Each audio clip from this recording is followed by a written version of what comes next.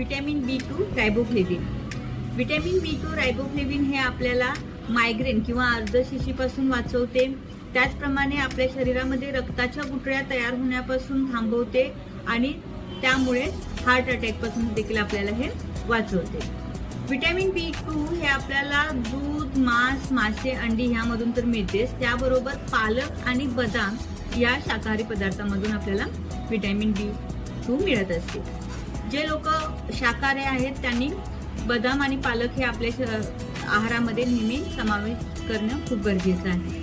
त्याचप्रमाणे vitamin B2 हे light sensitive आहे, सनलाईट सेन्सिटिव्ह आहे. त्यामुळे जर समजा तुम्ही दूध काचेच्या ग्लासमधून पित असाल तर त्या काचेच्या ग्लासमधून जाणारा जो सूर्यप्रकाश आहे तो विटॅमिन B2 ला नाहीसा करू शकतो.